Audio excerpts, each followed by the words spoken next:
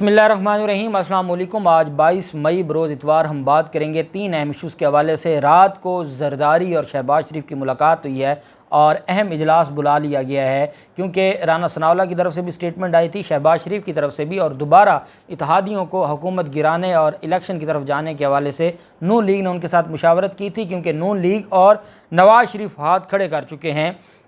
ये मईशत उनसे संभाली जाने वाली नहीं है। बड़ी तजर्बाकार एक टीम थी वो बुरी तरह नाकाम हो चुकी है। कौम को पता चल गया है कि कोई तजर्बाकारी नहीं थी, सिर्फ तजर्बा था तो मुल्क लूटने का, मनी लॉन्ड्रिंग का, करप्शन करने का, इसके अलावा और कोई तजुर्बा उनके पास नहीं था। दूसरी तरफ शोकास जारी हो गया है। वज़ीर आज़म को जब शोकास जारी हो जाए तो ये बहुत बड़ी बात होती है। शोकास एक बड़ा वैलिड एक नोटिस होता है जब किसी ऑफिशियल के ख़िलाफ़ वो कार्रवाई की जाती है। उसकी तफसील भी मैं आपके साथ शेयर करूँगा, और साथ हम बात करेंगे कि हमज़ा शहबाज के हवाले से और उनको हटाने के हवाले से चीफ सेक्रेटरी को ख़त लिखा गया है पाकिस्तान तहरीक इंसाफ के रहनुमाओं की तरफ से, और इलेक्शन कमीशन की जानिब से मुनहरफ अरकान की नाअहली और पंजाब असम्बली रुकनीत ख़त्म करने के फ़ैसले के बाद पाकिस्तान तहरीक इंसाफ के रहनुमाओं ने सूबे के वज़ीर आला हमज़ा शहबाज को डी नोटिफाई कराने के लिए चीफ सेक्रेटरी को ख़त अरसाल किया है। पीटीए रहनुमाओं की जानिब से चीफ सेक्रेटरी को भेजे गए ख़त में कहा गया कि सुप्रीम कोर्ट और बाद अज़ां इलेक्शन कमीशन के फ़ैसले के बाद हमज़ा शहबाज वज़ीर आला पंजाब नहीं रहे, इसलिए उन्हें वज़ीर आला बनाने का 30 अप्रैल को नोटिफिकेशन फौरी तौर पर वापस लिया जाए।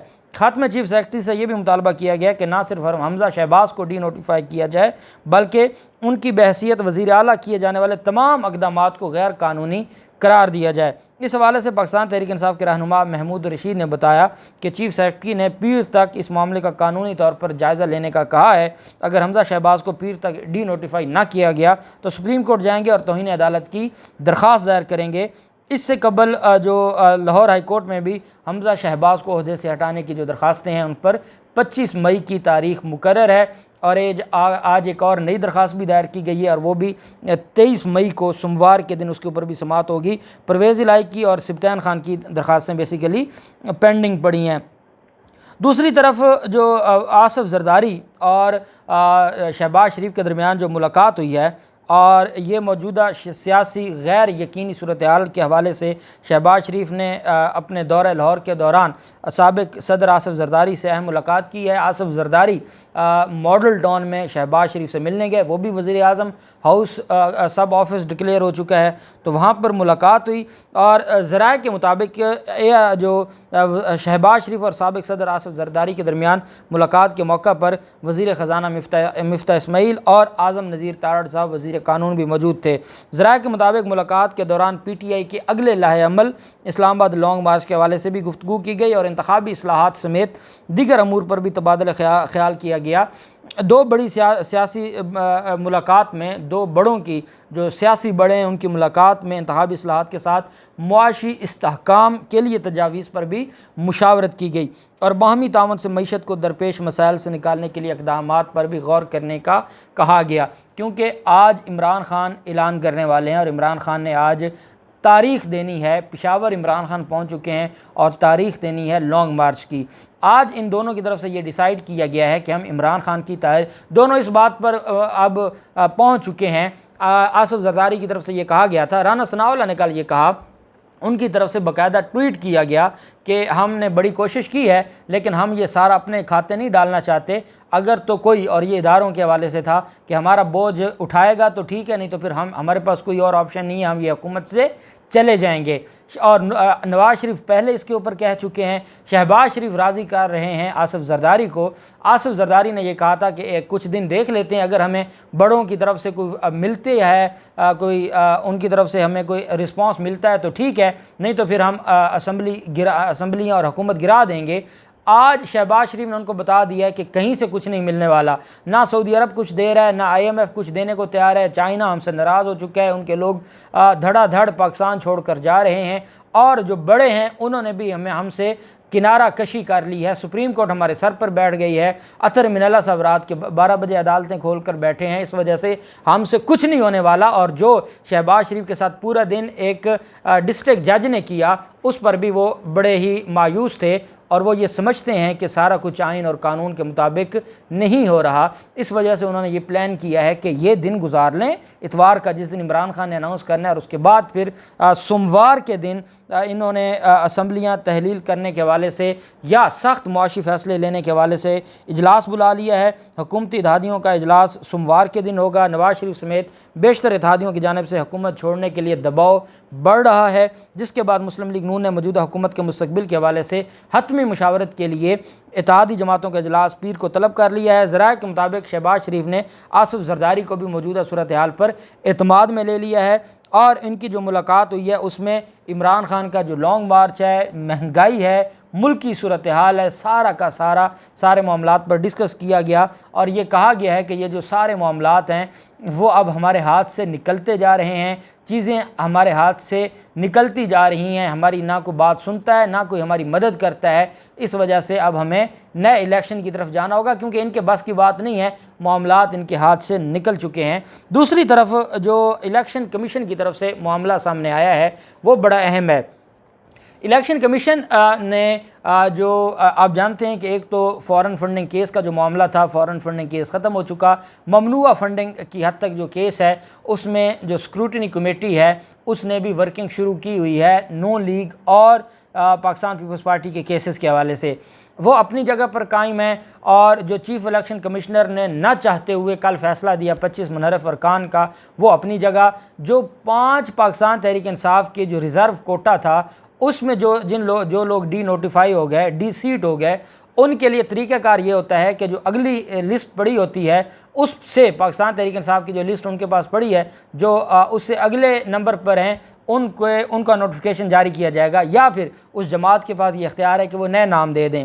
अब क्योंकि पाकिस्तान तहरीक इंसाफ 5 नाम देना चाहती है, इलेक्शन कमीशन पंजाब ने इलेक्शन कमीशन पाकिस्तान से राय तलब कर ली है कि क्या हमने नोटिफिकेशन जारी करना है या नहीं करना, उसका तरीक़ाकार क्या होगा और कैसे ये सारे के सारे मामलात बेहतरी की तरफ जाएंगे। ये उनकी तरफ से मुशावरत शुरू हो गई है क्योंकि पाकिस्तान तहरीक इंसाफ के 168 पहले हैं, 5 नए आ जाएंगे, 173 हो जाएंगे और पाकिस्तान तहरीक इंसाफ सिक्योर हो जाएगी नून लीग के मुकाबले में। दूसरी तरफ पाकिस्तान तहरीक इंसाफ को भी एक इलेक्शन कमीशन की तरफ से नोटिस जारी किया गया है और इलेक्शन कमीशन की तरफ से ये कहा गया है कि आपका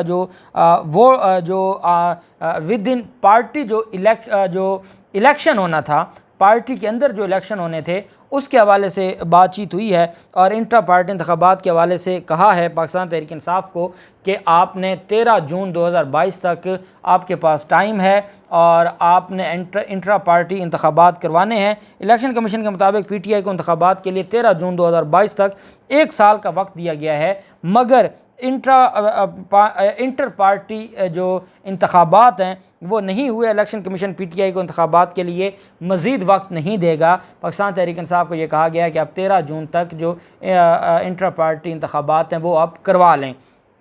पहले भी पाकिस्तान तहरीक इंसाफ वो वाहिद जमात है जिनके इलेक्शन हुए हैं, बाकी किसी के नहीं इलेक्शन हुए और पाकिस्तान तहरीक इंसाफ के इलेक्शंस में बड़े फड्डे भी हुए। उसके बावजूद इमरान खान ने एक बड़ा हौसले वाला काम किया, जुर्रतमंदाना काम किया और उन्होंने वो इलेक्शंस करवाए, वो अब भी करवाएंगे। लेकिन पाकिस्तान मुस्लिम लीग नून का टाइम गुजर चुका है और इंट्रा पार्टी इंतखाबात ना करवाने पर शहबाज शरीफ को शो काज जारी कर दिया है इलेक्शन कमीशन ने, क्योंकि ये ऑफिशियल हैं इस वजह से इनको शो काज जारी किया गया है।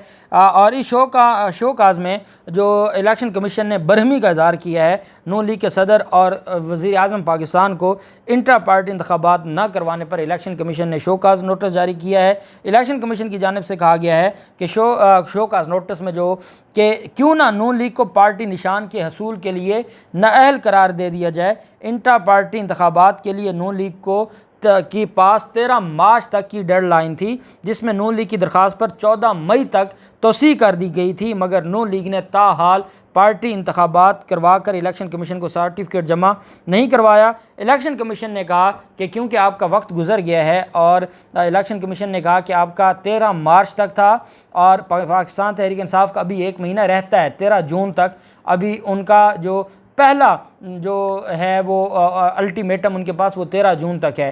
नून लीग का 13 मार्च तक था, फिर दरख्वास्त दे के महीना बढ़ा लिया, 14 मई हो गया, 14 मई तक फिर भी इनकी तरफ से इलेक्शन नहीं करवाए गए।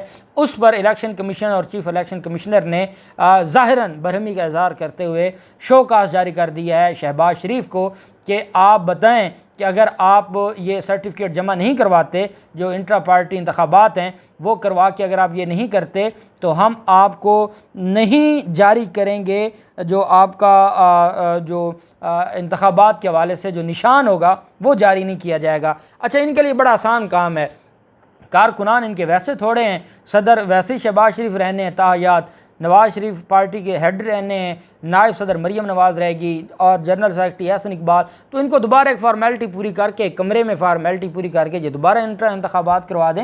इन्होंने कौन सा ये को जमहूरियत को जानते हैं या जमहूरियत के मुताबिक करवाना है, लेकिन एक वज़ीर आज़म को शोकास जारी होना ये बड़ी बात है। और चाहे जो भरे दिल के साथ और दुखी दिल के साथ ये जारी किया गया है, भारी दिल के साथ जारी किया गया है, लेकिन ये क्योंकि एक बहुत बड़ी रिक्वायरमेंट थी जिस पर अमल दरामद नहीं हो रहा था और इस वजह से ये इलेक्शन कमीशन की तरफ से शोकास जारी किया गया है। देखते हैं आज इमरान खान क्या ऐलान करते हैं और उसके बाद फिर हुकूमत की तरफ से क्या रिस्पॉन्स आता है। जो भी तफसीलात होंगी आपके साथ शेयर करते रहेंगे। अल्लाह पाक पाकिस्तान का अमीन नासिर हो। बहुत शुक्रिया। अल्लाह हाफिज़। पाकिस्तान जिंदाबाद।